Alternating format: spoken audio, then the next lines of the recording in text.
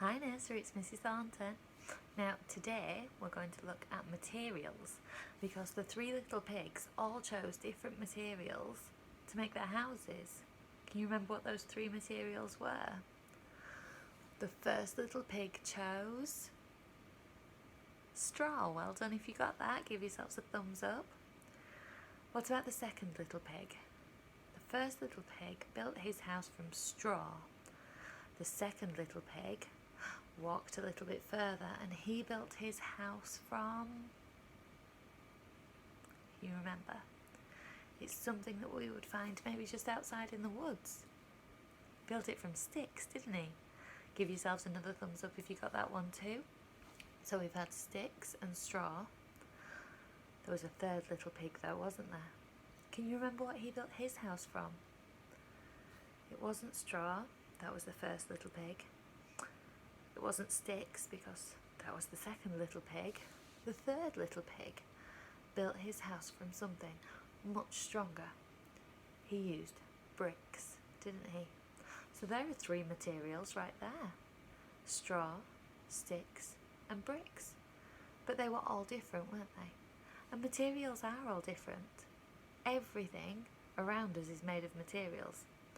Now, I've set you a little challenge today to look for some different materials around your house. And if you go out, you can look for different materials whilst you're out and about as well. The ones that you'll find outside are probably a little bit different to the ones you'll find inside though. So I've been on a little hunt around my house to see what I can find and what materials they are. Now, the first thing I found was made of plastic. And it was this. So this hard hat that my little boy plays with and puts on when he's been a construction worker, this is made from plastic. Now this plastic is quite hard, it doesn't bend very much, and I think if I tried to bend it too much it would probably break. So that's made from plastic. So I found something plastic in my house. Can you find something plastic? Now, this is a bit of an odd one because I found another plastic thing. But this one isn't hard, like the hard hat was. It's quite thin. So plastic doesn't necessarily have to be hard and rigid. It can be easily scrunched up. But both of those are made from plastic. So I wonder if you can find any plastic things in your house. Another material I was looking for was metal. Now metal is quite often shiny and usually pretty tough. And when I went in my kitchen I had a look around and this is what I found. Can you see what it is? It's a spoon, isn't it, for stirring my cups of tea. And my teaspoon is made of metal. And again, it's quite hard and tough and strong. Metal is quite hard and tough and strong. So if you think it's a bit tricky to find something metal, why not find something strong or something hard? We've got to do this in our own ways, haven't we? And some things might be a bit tricky and some things we might think, what on earth is metal? But as we go around and we look for things, we might start learning a little bit more about what they're made from. So my spoon is made from what? Shout it out at me. Metal. Well done. Let's have a look at the next one. This is a different material. And again, it's quite tough and quite strong. But sometimes this material can be quite easily broken. And it's what we call fragile. So this is made from glass. And you probably will have seen glass before as windows. And even mirrors are made from glass. So you might not be able to find glass too easily in your house to sort of pick it up and take it on your hunt with you. But you might be able to find some as you go around. Maybe your windows, maybe a mirror in your bathroom or your bedroom or somewhere in your house. Or you might have something else that's made of glass, but don't pick glass things up because they can be really fragile and they can break. Let's move along and have a look at another material. I thought I would look for something made from paper. Can you think of anything made from paper?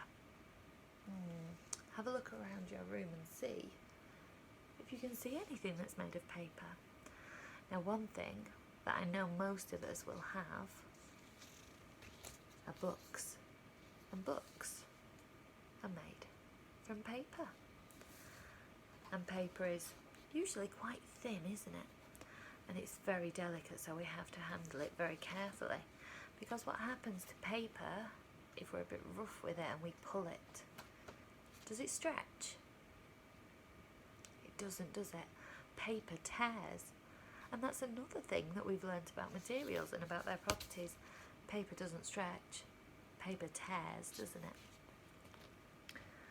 Let's have a look. So we've had plastic, we've had metal, we've had glass, and we've had paper.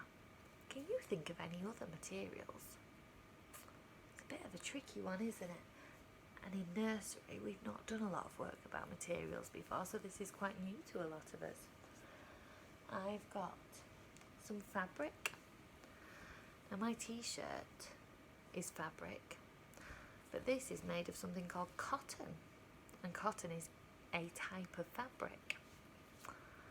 But I've also got my lovely warm woolly scarf, which isn't made of cotton, it's made of wool.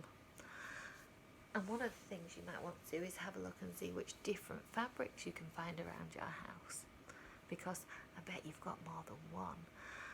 And what you could do is have a think about, where do they come from? Where does wool come from? I wonder if anyone knows. Where does wool come from? Where does paper come from?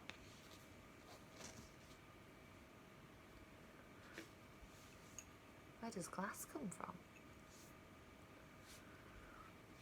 And what about metal and plastic? And I've just realised that I've got one more material that I forgot to show you. Shall we have a look at it? I wonder if anyone can think which material they might know that I haven't shown you. I've shown you plastic, I've shown you metal, I've shown you glass and paper and fabric. But there's one that you might know that I've not shown you yet. What could it be? Did you guess? What's this? It's another spoon, isn't it? But this one's not metal like my other one. What's this one made from? I wonder if anyone knows. If you know, shout it out. This spoon is made from wood.